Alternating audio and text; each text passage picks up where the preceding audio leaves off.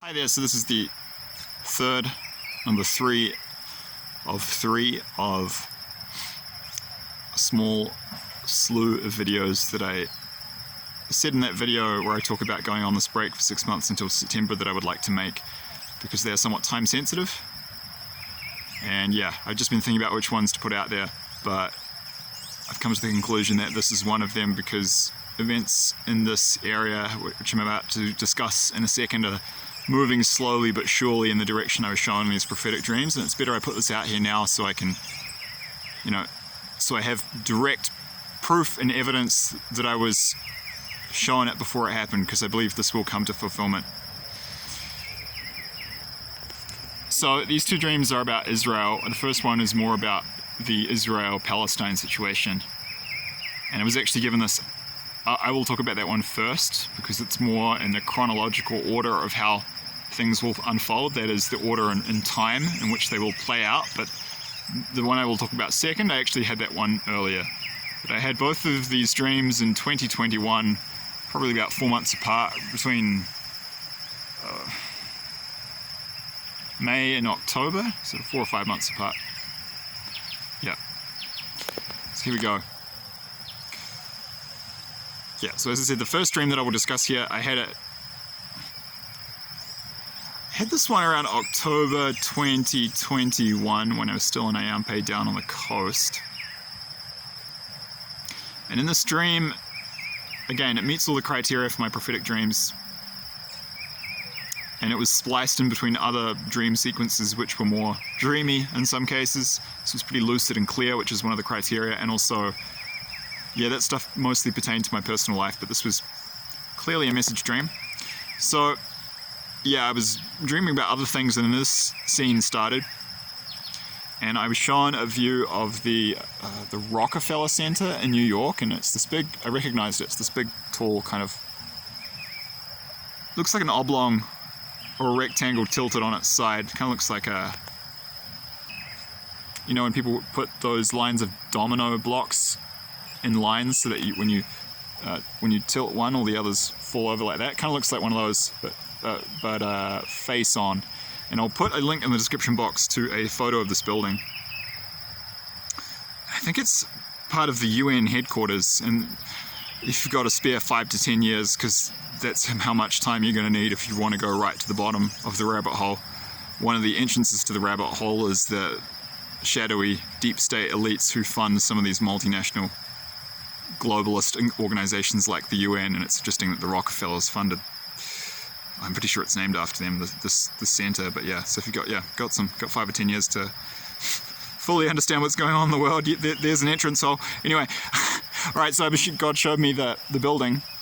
Yeah, face on. It was sort of, I was in the sky. Probably the view was as if I was in the sky, probably 100 meters, 300 feet up, and I saw 3 flags. They're huge flags, and they were unfurled from the top of the building, and they came down probably 2/3 of the way over it. So one went, another one, another one, another one, and they were the flags of China, Russia, and Iran. And then I saw a banner was unfolded on the bottom, and it said "No More Tolerance." And the Holy Spirit explained that this was a reference to the stand of these countries on Israeli human rights abuses of Palestinians in West Bank, the Gaza Strip, and Palestine. So okay, that's that dream. I'll talk about the other dream, and then I'll give the interpretation. I'll do a discussion. So yeah, as I mentioned before, I had this dream. I'm giving it a second, but I actually had this dream around May 2021 again when I was on the coast. Pretty simple and quick. Again, met all the criteria for a prophetic dream. I was with a Palestinian friend who I'd made there. Just, what I call a travel friend. I mean, we just sort of would say hello and talk a bit when I would see them around. For me, the difference between a buddy and a friend is a buddy is a kind of more of like I guess you could say more like a casual friend. You just see them when you talk to them around, but you wouldn't call them in a crisis, or you wouldn't call them to hang out. But you're friends in the sense you always talk when you see each other around. And for me, a friend is someone, where there's a bit more depth. So it's friendship, but it's just sort of like a lower, less deep or intimate level emotionally and mentally. And yeah, this Palestinian friend I met when I was in Ayampe, and in this scene pretty simple and quick, but yeah, again, met all the criteria for a prophetic dream. And I was with this friend, it was a girl in her mid-20s, was working as a volunteer yoga teacher there in this town on the Ecuadorian coast at the time. And in the dream, I was standing by a river, and there was kind of a long wall, and you could see breaks in it, and there were tanks flooding through. And I could see the Mediterranean behind, and it was sort of a symbolic, almost cartoonish like depiction of Israel from above, and I could see that, you know, that long strip of land by the Mediterranean that it is from above. And then it was kind of cartoonish because the scale didn't make sense. And then there was me on the right hand side of this wall, for which you could see tanks going through, invading. And I was here, and this Palestinian girl was here, and I was confused at what I was seeing. And then I turned to her, and she looked me dead in the eyes, and she said, "Russia and Iran will destroy Israel in the coming Third World War." That's just what she said to me. Now, I will give the interpretation to a discussion. I know that statement is potentially somewhat controversial given the nature of a lot of what the Bible talks about with regards to the Jewish people, and yeah, I'm not quite sure it meant completely destroyed. I think it might just mean like what will happen to the United States, New Zealand, UK, Australia, and Canada. So we don't actually get completely destroyed. We get completely destroyed militarily in terms of the defeat, and then we get conquered and occupied and colonized, but it doesn't last. So it's a temporary thing. It's still pretty freaking bad, but it's not permanent. If I'm honest, the vibe I got was that it will be permanent, but I'm not quite sure on that. I believe that the stream is prophetic, and that, we'll still talk about the second one now. So that it's basically saying that Israel will meet the same fate as, the US, Canada, New Zealand, UK, Australia, pretty much all of Western Europe. Most of the countries on our side in the war, if not all of them, I think will be clobbered initially. And then most of them will cooperate, and then we'll get the upper hand, and then we'll kick everyone out, and we'll go for retaliation, and we go and attack and invade the countries that attacked us, and that happens later. So I think what the stream is saying is that will happen to Israel, and it is worth noting that other people have had dreams from God of a prophetic nature where they were shown much the same thing, and I will put links to at least two of those in the description box below. Hoyt Sigmund had one. I'm not sure. I don't know why Hoyt sometimes puts some of his videos private, and that's fine. I mean, it's his life, his channel. He's allowed to do what he wants with it. But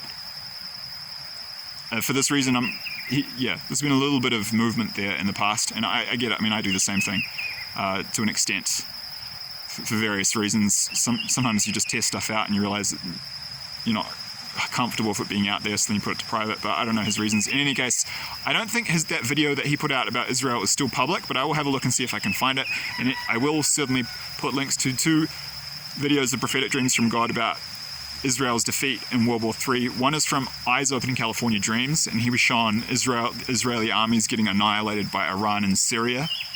And then there's another one from Christopher from Australia, from the channel No Jesus No Peace, and he was shown much the same thing as me, just Israel being utterly overwhelmed by Iran and Russia. There will be other dreams about that you can find online. Those are just two of the ones I've seen. There's other stuff, prophetic dreams about prophecies around this, more related to biblical prophecy per se.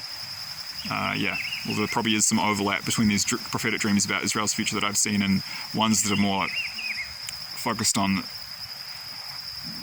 the biblical prophetic element. So there's probably, they probably overlap in parts. Yeah, sorry if I repeat myself a little unnecessarily at times. You'll just have to bear with me. I'm doing my best at a chaotic period in my life. Yeah, in the first dream, so we have actually seen a hardening in the stance of some countries towards Israeli abuses of human rights of Palestinians in recent years. Now, I've thought very carefully how to handle this, because the way my mind works, I see the connections and everything, and it's a gift, but if it's not managed properly, it becomes a strength. So it's a gift and a strength, but if not managed properly, it becomes a curse and a weakness, because it gets out of control. So I could do like 4 separate videos about my thoughts on that matter, but I don't want to get into the politics of it.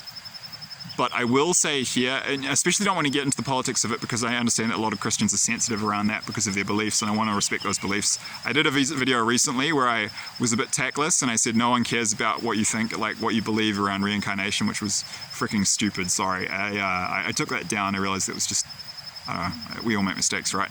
But I learned from that, so I want to be careful to respect beliefs of Christians around what the Bible says about the Jewish people. So, and Israel's future. My own perspective is that actually the reality is that Israel's abuses of human rights of the Palestinians are arguably the worst and most egregious that are occurring on earth today, and that Israel's karma is catastrophic, and that I wouldn't be surprised if this happens, and that actually if Israel is completely obliterated, because the karma is so heavy. I mean, you can look this up. I'll put a link to a documentary called Gaza, I think Gaza Fights for Freedom, created by Abby Martin, who's an American journalist who used to work for RT. I'm not sure if she still does. And this is, I know she did in the past, but it's hard to actually even find videos from RT, Russia Today, these days because of the informational war that is starting to heat up between our bloc of countries and Russia and their bloc of countries and supporters. But she made this documentary about, Israeli abuses of Palestinian human rights, and some of the stuff is just beyond appalling. Like there's a video of Israeli soldiers laughing and cheering after they shoot a Palestinian child in the back of the head. The back of his head blows off, and he flies in the air and does a flip, and they're laughing about it. And that's not uncommon. There's a lot of this stuff happening, and I don't like that a lot of people will turn a blind eye to it because they're Muslims and because they're brown. And because the Jews are God's chosen people. Personally, I think that's racist and not true. And I will say that the stuff that I've been shown would indicate that that's the case. And I don't think,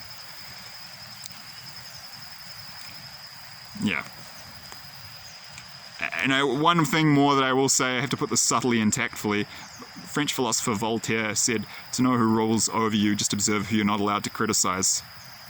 You're not allowed to criticize anyone who's Jewish for anything. Even if they're doing, stuff that's bordering on genocide and that's all I'll say. But that's what's happening in parts. You're not allowed to criticize them. Like, if they do anything wrong, it's anti-Semitic. Why is that? It's because they've got a lot of certain people of Jewish descent. Zionists have a lot of control over our countries, and they have huge control. And it's not all Jews, it's just a certain negative group of people from that background. And there are elites of negative elites from all different countries and groups doing this control game. The Zionists seem to be some of the best at it. And if you look at the US government, it's very obvious that Israel has enormous control over it, and not in a good way. Look up the USS Liberty. I'll put a link to that in the description box below, where Israelis troops, they murdered over 100 American servicemen, and no one batted an eyelid. So this is an issue. Our countries are being parasitized, not by Israel, not by Jews, but by a certain group of people who have of Jewish descent, who just happen to be Jewish, and these people they're not even good for the Jewish people of Israel, and they're freaking psychopaths, and they treat Palestinian and Arab Christians terribly too. Okay, so I really think if you're Christian, you should at least question some of the doctrines on this stuff, because